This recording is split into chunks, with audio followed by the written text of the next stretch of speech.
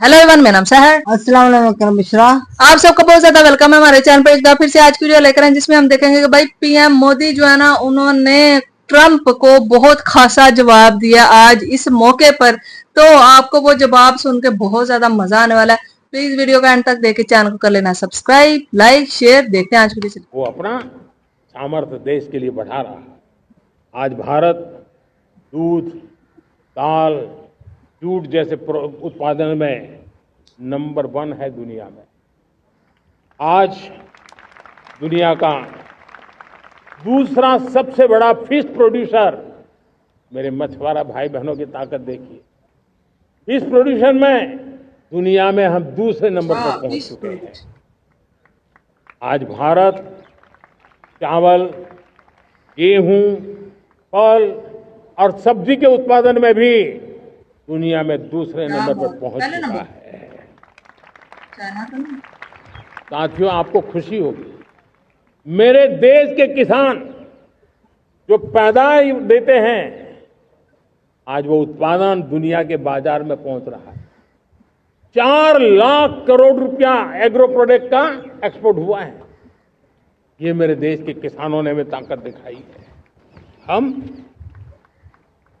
छोटे किसान हो, पशुपालक हो, मछुआरे हो, देश के विकास की अनेक योजनाओं का लाभ आज हम उन तक पहुंचा रहे हैं।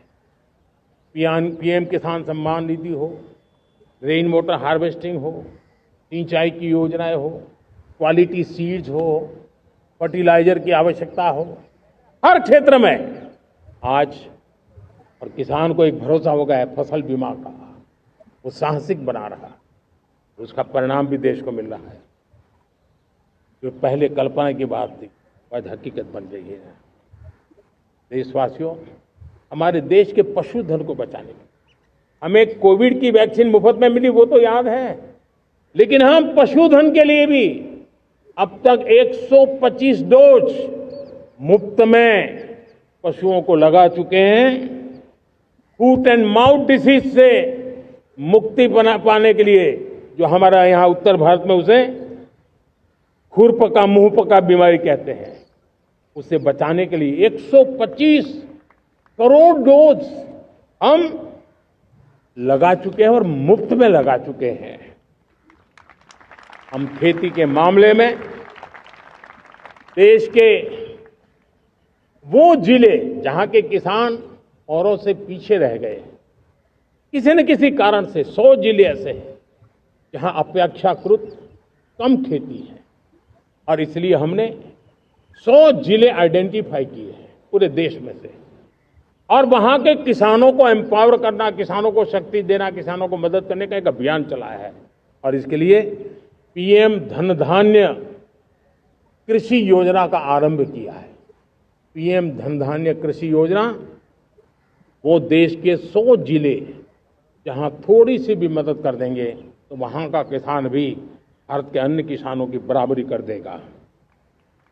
मेरे प्यारे देशवासियों, भारत के किसान, भारत के पशुपालक, भारत के मछुआरे, ये हमारी सबसे बड़ी प्राथमिकता है। भारत के किसान, भारत के मछुआरे, भारत के पशुपालक, उनसे जुड़ी किसी भी अहितकारी नीति के आगे मोदी दीवार बन के खड़ा है।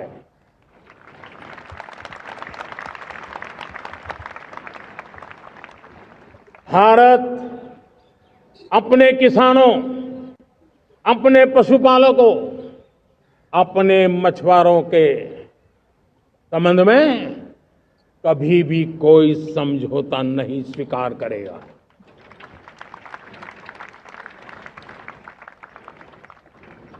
प्यारे देशवासियों, गरीबी क्या होती है मुझे किताबों में पढ़ना नहीं पड़ा, खुद देखिए, मैं जानता। सरकार में भी रहा हूं और इसलिए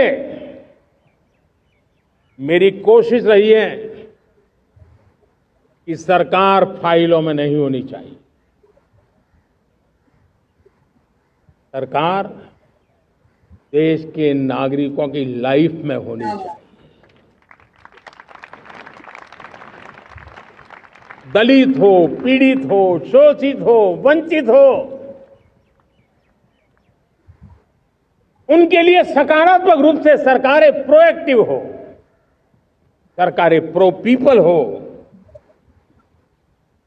उस दिशा में हम निरंतर प्रयास कर रहे हैं। समाज के हर जरूरत व्यक्ति के लिए कुछ लोगों को लगता है कि सरकार की योजनाएं पहले भी आती थी। जी नहीं, हम सरकार की योजनाओं को जमीन पर उतार रहे हैं, सैचुरेशन पर बल देते हैं और सामाजिक न्याय का अगर कोई सच्चा एजुकेशन है तो सैचुरेशन में है, जिसमें कोई हकदार छूटे नहीं, हकदार के घर तक सरकार जाए और उसे अपना हक की चीजें मिले, उसके लिए हम काम कर रहे हैं। जनधन अकाउंट जब खोले गए ना, वो सिर्फ बैंक का अकाउंट था ऐसा नहीं है, उसे एक स्वाभिमान मिला था कि बैंक के दरवाजे मेरे लिए भी खुलते हैं, मैं भी बैंक के दरवाजे में जाकर के टेबल पे हाथ रख करके बात कर सकता हूं। ये विश्वास हमने जगाया है।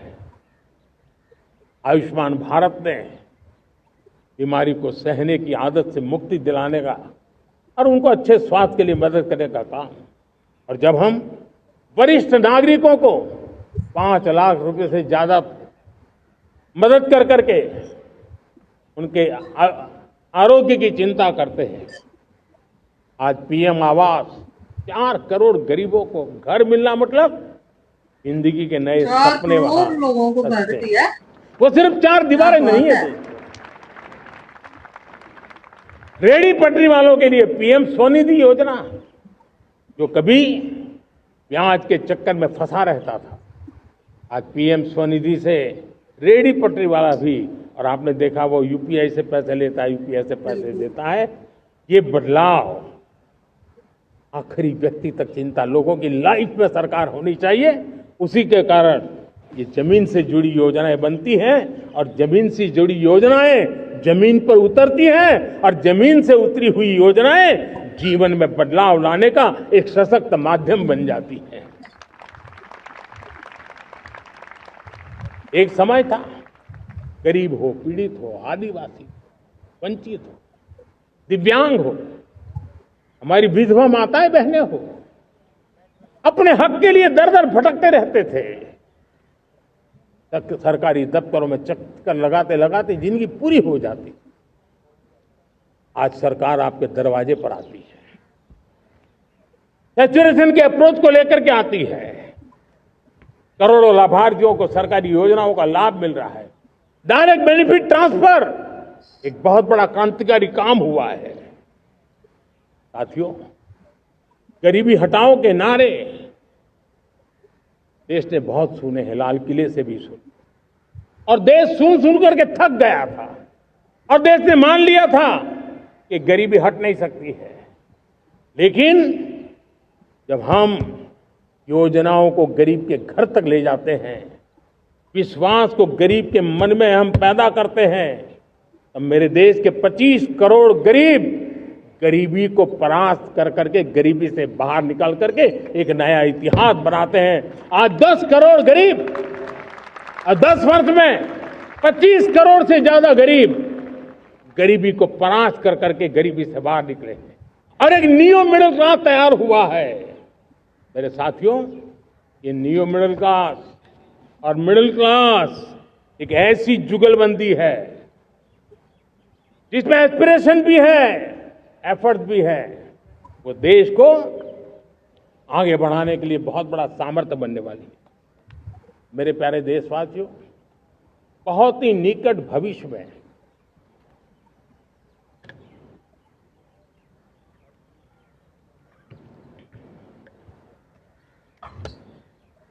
मेरे प्यारे देशवासियों, बहुत ही निकट भविष्य में महान समाज सुधारक महात्मा ज्योतिबा फुले जी की 200वीं जयंती आ रही है। हम उस जयंती के समारोह शुरू करने जा रहे हैं और महात्मा ज्योतिबा फुले के सिद्धांत।